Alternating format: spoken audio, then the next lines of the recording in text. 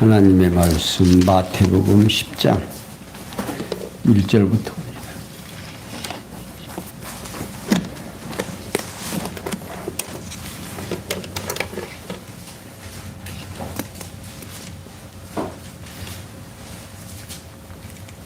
찾으신 줄 알고 함께 오십니다. 예수께서 그 12 제자를 부르사 더러운 귀신을 쫓아내며 모든 병과 모든 약한 것을 고치는 권능을 주시니라.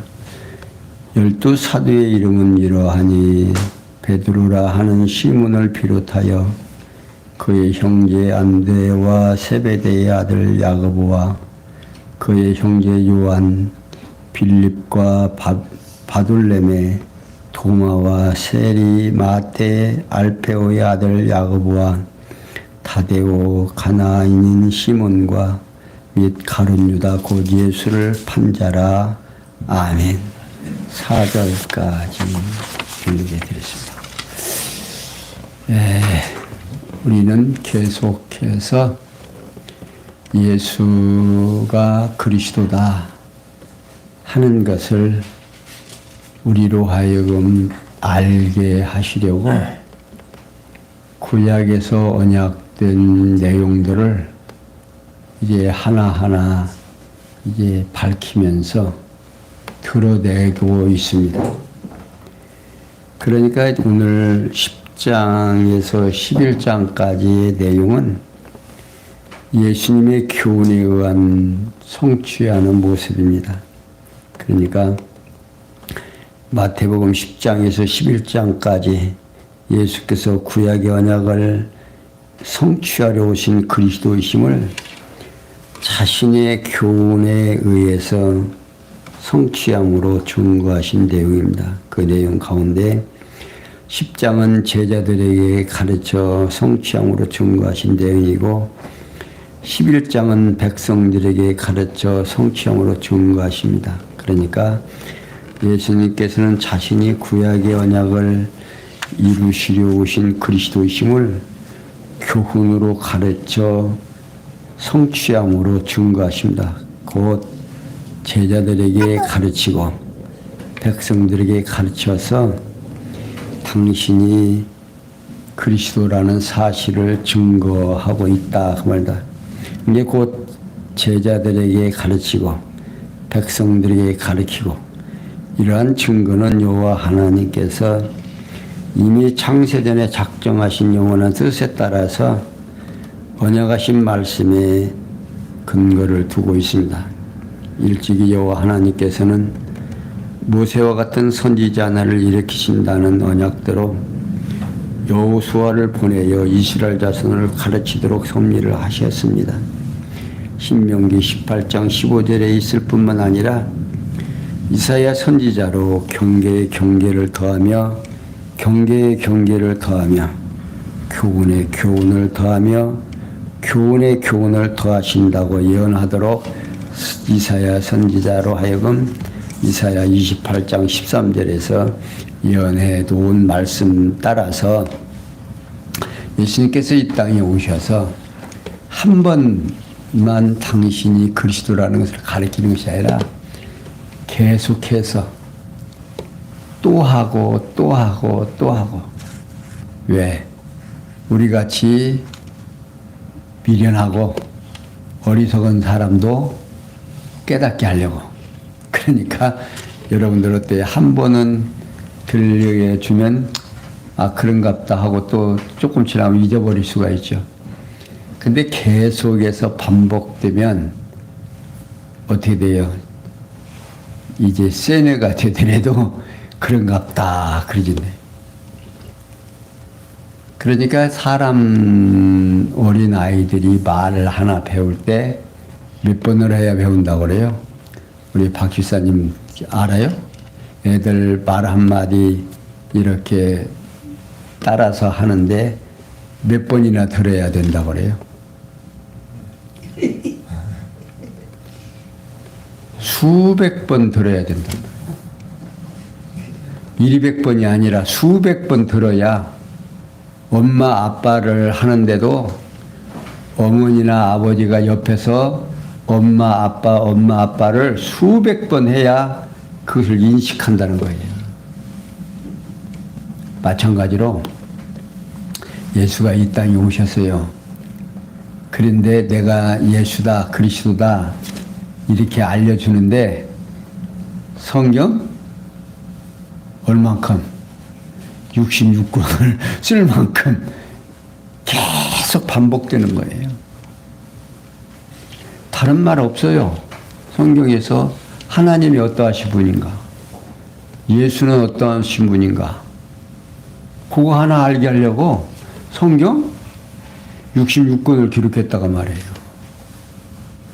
그러니 성경 어디를 보아도 하나님이 어떠하신 분인가를 소개되지 아니하면 뭐 성경 읽고 이래야 된다 저래야 된다 뭐만 얘기해도 그게 아니다. 이면 성경은 하나님이 어떠하신 분인가를 알게 하려고.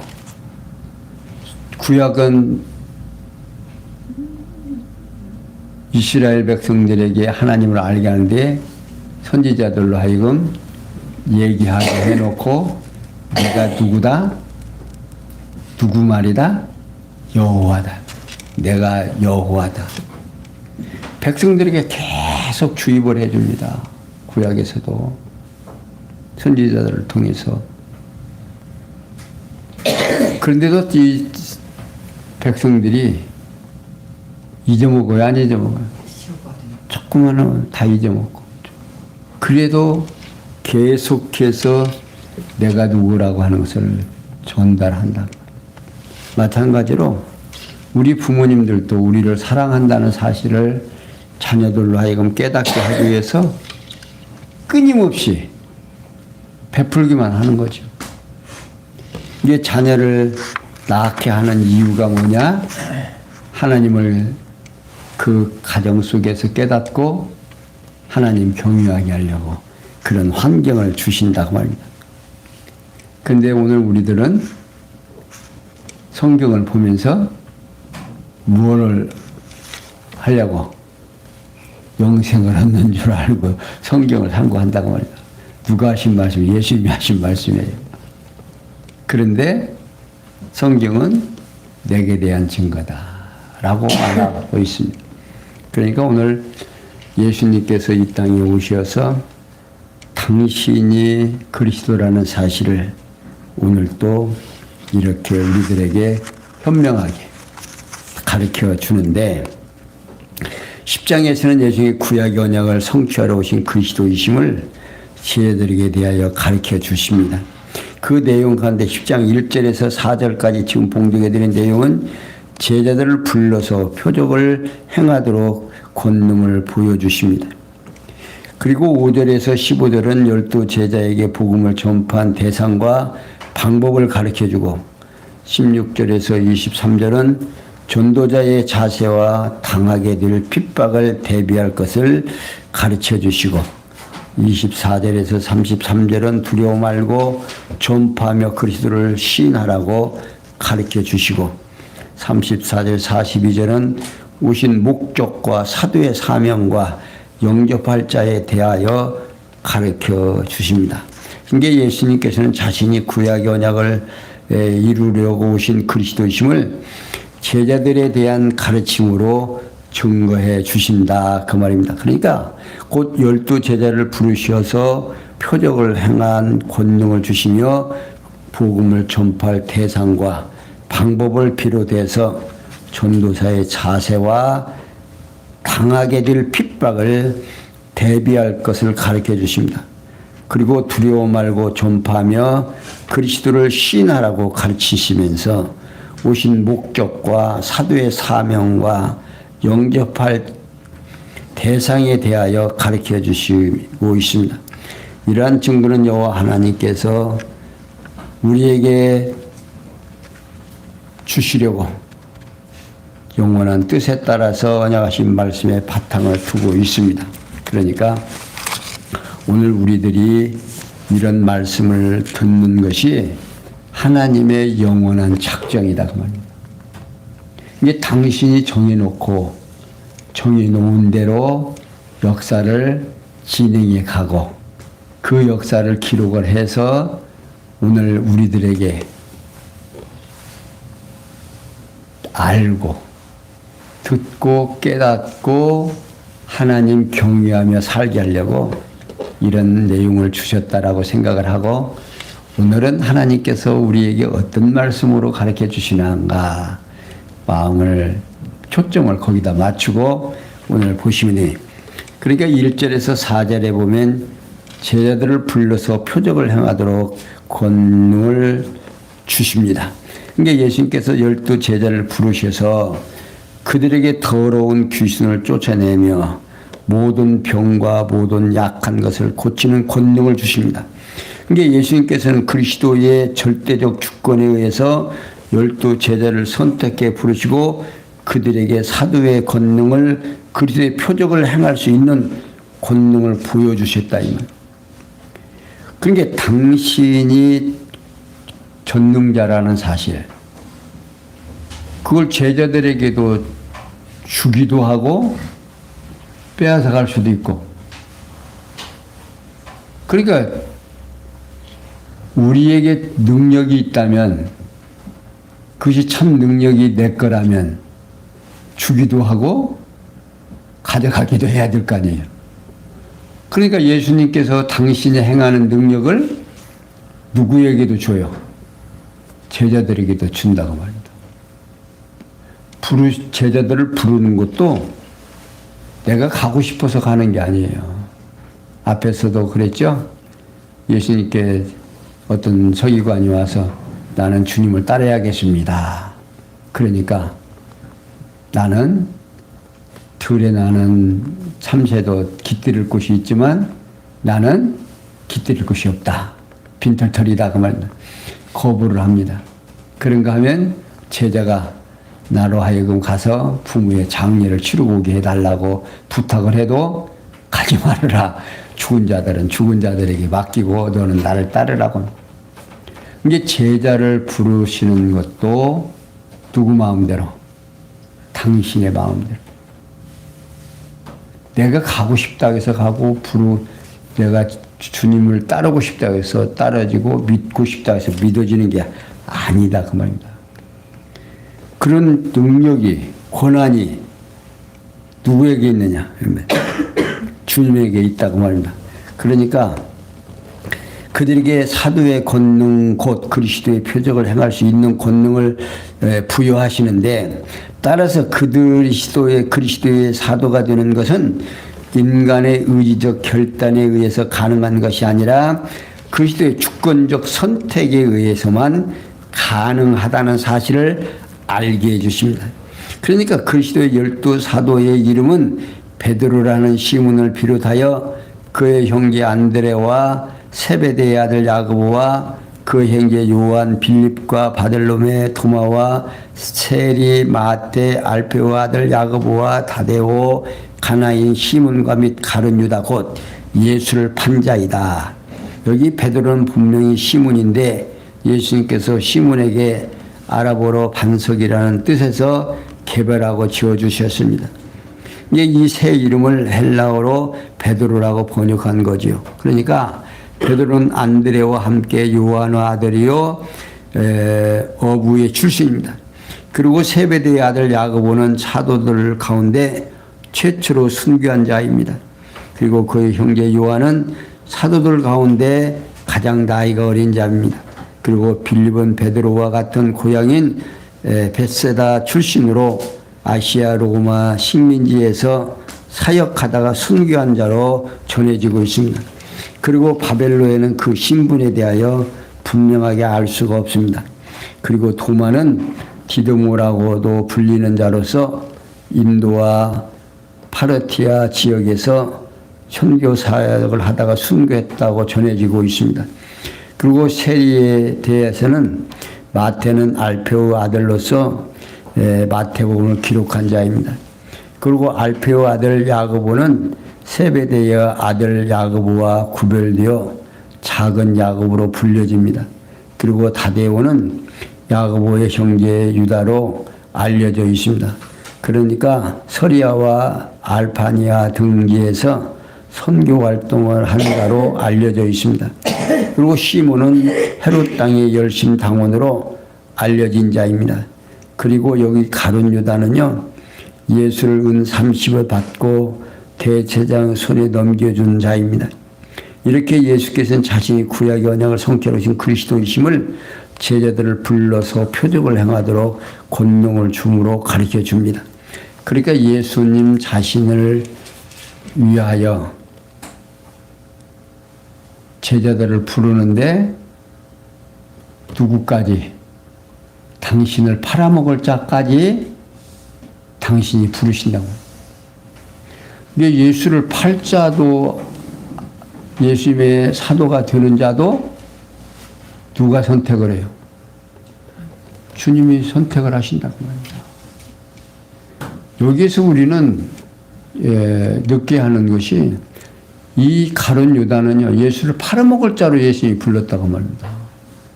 그리고 이 가룟 유다는 무엇을 맡겼느냐? 돈 주머니를 맡은 자로 맡겼다 그 말이에요. 그러니까 예수님이 그 행하는데 그 기적을 행하고 표적을 행하면서 돈 나오겠어요? 안 나오겠어요? 요즘 데모하는데도 가만히 본 게로 그냥 돈들이 그냥 바구니로 그냥 수북수북이 거치더만.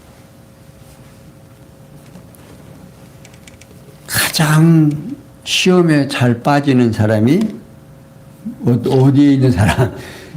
물질이 있는 곳에 있는 사람이에요. 그걸 취급하는 사람. 이게 교회에서도 회개를 맡는다는 건 그거 쉬운 거 아닙니다. 참 교회에서 회개를 맡는 것은 집사가 해야 돼요.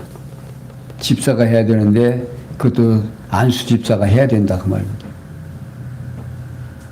근데 지금 우리 군옥교회 같은 경우는 누가 해요? 서리 집사가 하고 있어요.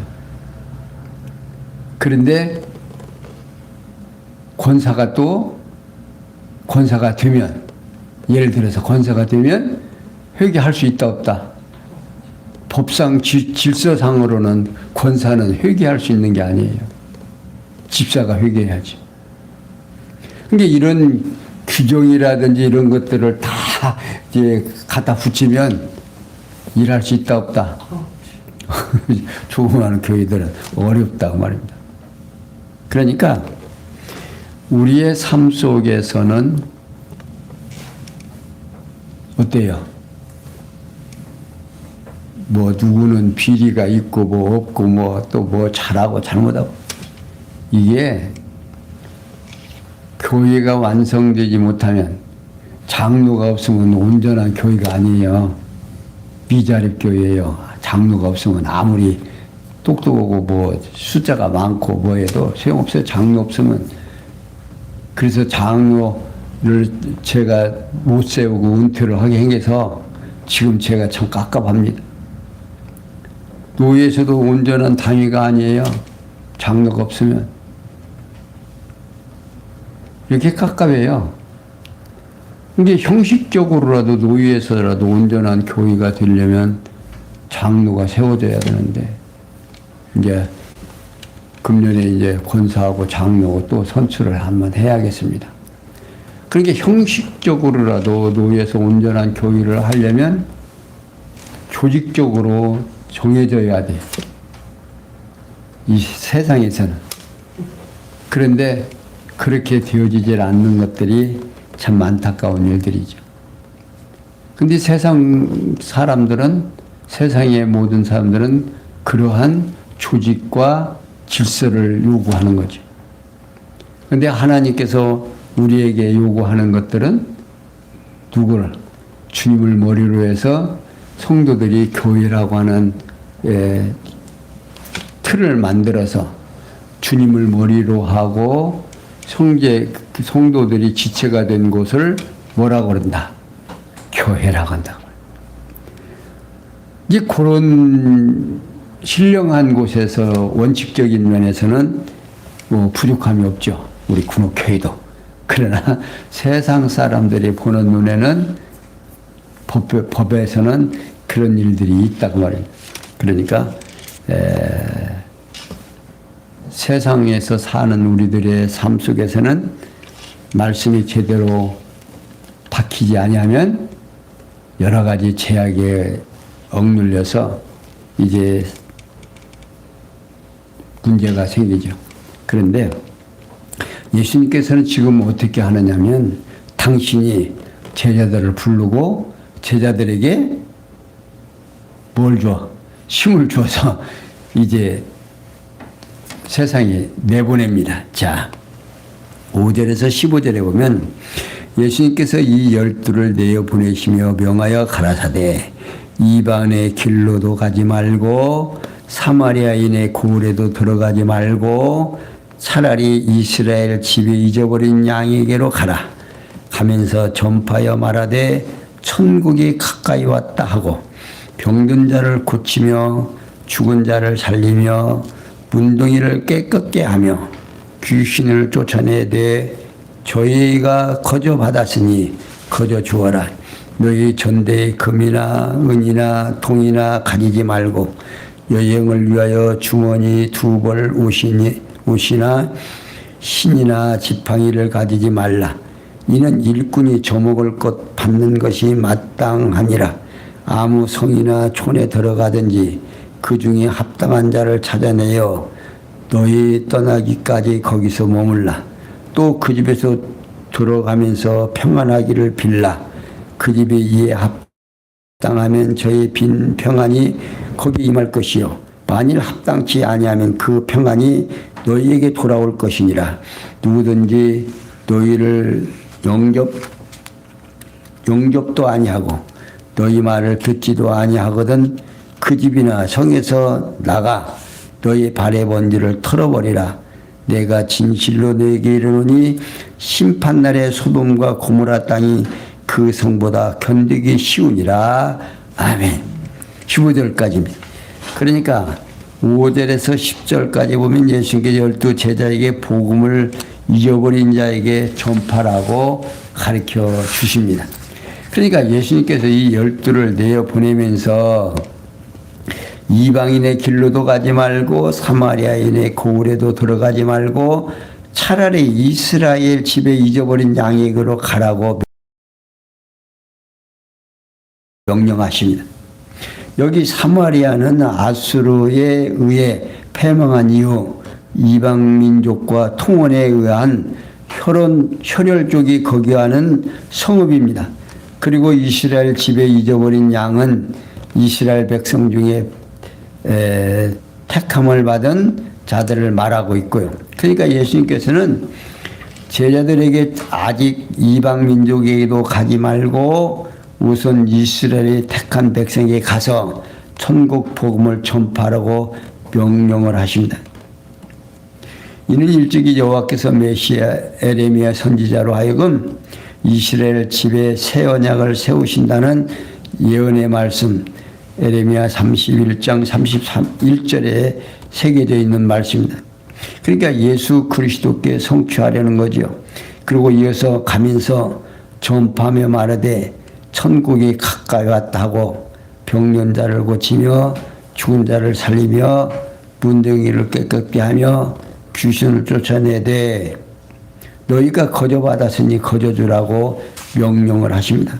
그러니까 가는 것도 그러니까 어디에 가서 할 것도 니들 마음대로 가라는 게 아니에요. 내가 지시하는 곳으로 가라.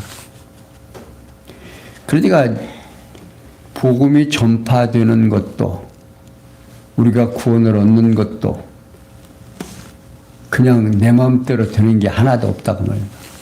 하나님께서 정해 놓으시고 정해 놓은 대로 행하게 돼 있다고.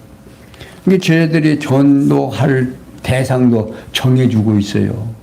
너희들 마음대로 가서 전하는 게 아닙니다. 그리고 하는 일도 이렇게 정해져요. 병든 자를 고치며 죽은 자를 살리며 문둥이를 깨끗게 하되 귀신을 쫓아내고 너희가 거저 받았으니 거저 주라고 명령합니다. 그러면서 하라고 하는 무엇이 뭐냐면 천국이 가까이 왔다는 말은 이스라엘 백성이 기다리던 그리스도가 가까이 오셨다는 뜻입니다. 그리고 병든 자를 고치며 죽은 자를 살리며 운동이를 깨끗게 하며 귀신을 쫓아내야 되라고 명령하신 것은 표적을 행하여 그리스도가 가까이 오신 것을 증거하라고 명령하십니다. 지금까지 그러한 일들이 역사상에 있었다 없었다? 없었다 그 말입니다. 그러니까 그리스도가 오면 그렇게 된다라고 했으니까 제자들로 하여금 그 일을 예수님이 혼자 다니면서 하는 것보다 12 제자들이 다니면서 하는 것이 어때요? 그러니까 앞에서 지금 예수님께서 추수할 것은 많되 일꾼이 적다고 하시면서 누구를 보내달라고? 일꾼을 보내달라고 하시려니 예수님 혼자 안 하고 제자들을 보냅니다. 숫자가 많아지죠. 그리고 거저 받았으니 거저 주라고 명령하시는 것은 천국 복음과 표적을 행할 사도의 권능을 가져 거저 은혜로 받았으니 은혜로 천국 복음을 전파하고 표적을 행하라는 뜻으로 명령하신 겁니다. 그러면서 너희 전대에 금이나 은이나 동이나 가지지 말고 여행을 위하여 주머니나 두벌 옷이나 신이나 지팡이를 가지지 말라. 이는 일꾼이 저 먹을 것 받는 것이 마땅하다라고 가르치고 있습니다. 여기서 일꾼이 저 먹을 것 받는 것이 마땅하다는 말씀은 거저 받았으니 거저 주라는 말씀과 상반되는 말씀으로 이해되기 쉬우나 전도자의 먹을 것은 인간에서 받는 것이 아니라 일꾼의 주인 되시는 하나님으로부터 받는다는 뜻으로 말씀하고 있습니다. 이렇게 예수님께 12 제자에게 복음을 잊어버린 양에게 전파하라고 가르치면서 증거하는 거죠. 그러니까 먹을 것 입을 것 걱정해라 하지 말아라. 하지 말라고 합니다. 왜? 내가 그거 이미 알고 있다고. 이제 제자들에게 명령하시면서 입을 거 먹을 거 준비해라 하지 말아라. 하지 말라고 말이야. 왜?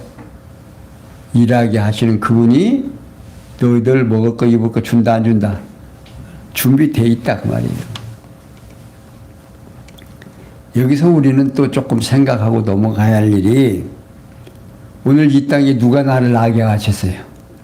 하나님께서 이 땅에 나게 했잖아요. 먹을 거 입을 거 누가 준비하고 있어요? 주님이 준비하고. 근데 어때요? 먹을 거 입을 거 누가 일해요?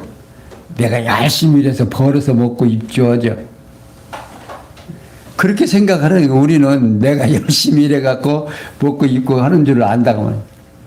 근데 하나님께서 그 먹을 거 입을 거 누가 준비한다? 하나님께서 준비한다. 그러니까 오늘 우리가 살아가면서 먹을 것과 입을 것이 있은즉 족한 줄 알라고 하시는 말씀이 그냥 나오는 말이 아니다 그 말입니다.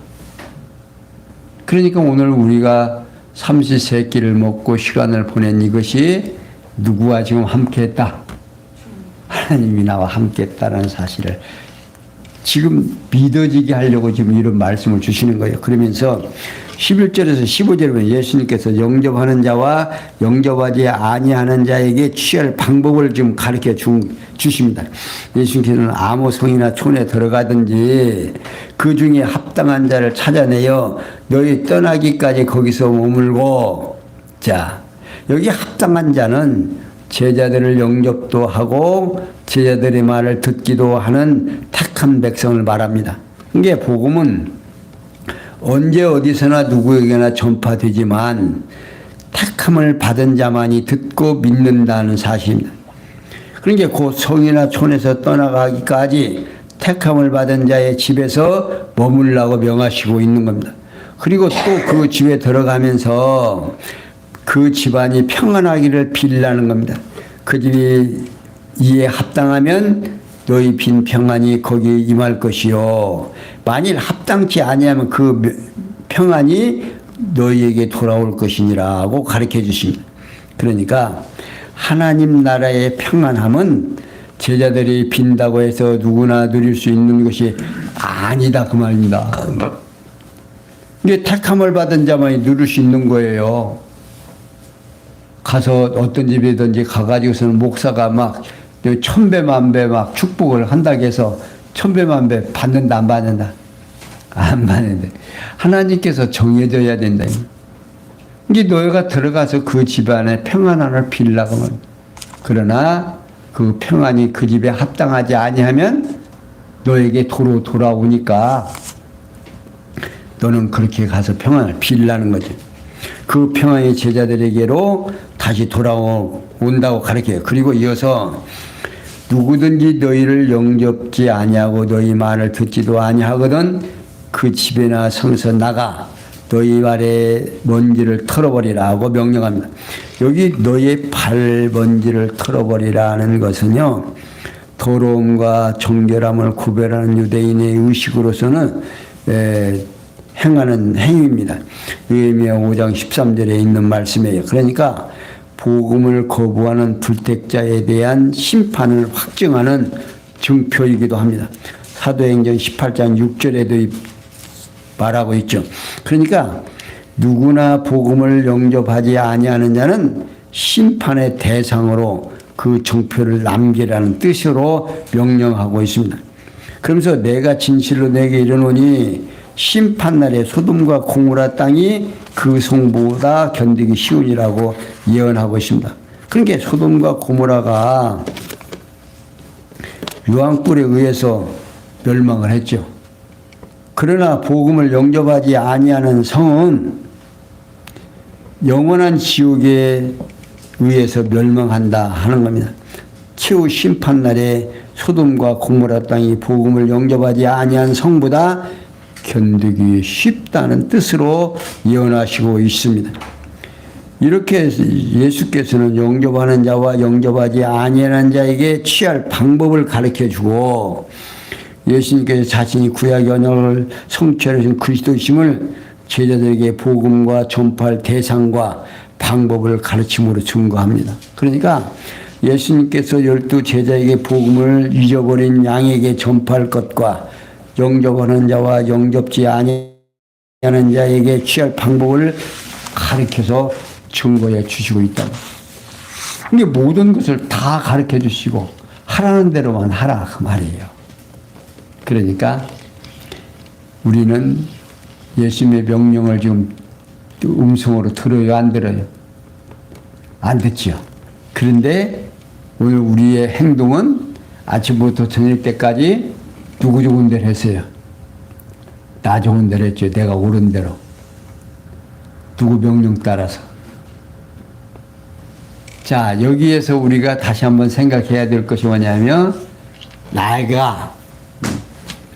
나는 주를 힘입어 살며 기동하며 있느니라. 내가 주님의 힘을 힘입어 살며 기동하며 존재한다고 말이죠. 이게 내가 오늘 존재의 의미가 뭐냐면 누구와 함께? 주님과 함께 했다는 사실을 기억하시면서 오늘 힘드셨죠? 그런데 그 힘든 일이 누구와 함께? 우리 주님과 함께 했다는 사실을 기억하시면서 오늘도 힘내시고요. 좀 피곤하시고 좀 힘이 들어도 나를 주님의 합당한 백성으로 지금 세워주시기 위해서 오늘도 주님이 나와 함께 시간을 보내주셨다는 사실을 깨달으시면서 힘드셨지만 힘내시고 내일 또 힘찬 하루를 설계하시는 우리 사랑하는 성도님들 되시기를 부탁을 드리면서 오늘 여기까지 설명해 드렸습니다. 기도하겠습니다. 영광의 하나님, 우리 주님께서 제자들도 선택하시고 또 그들에게 권능을 주시고 그들이 해야 될 일을 주관하시는 사실을 우리로 하여금 알게 하시고 오늘 우리가 살며 기동하며 존재하는 이유가 하나님께서 저희들과 함께 하시고 저희들로 하여금 하나님의 백성으로 교육하시기에 부족함이 없도록 오늘 또 교육하셨다는 사실을 깨닫고 하나님이 나와 함께 하신다는 사실을 다시 한번 상기하면서 오늘 또 힘차게 살아왔사오니 더욱 내일도 더욱 힘차게 살아갈 수 있는 힘과 지혜와 용기를 허락하여 주시옵소서. 모든 것이 합력해서 선을 줄 믿사옵고 예수님의 이름으로 기도하옵나이다. 아멘.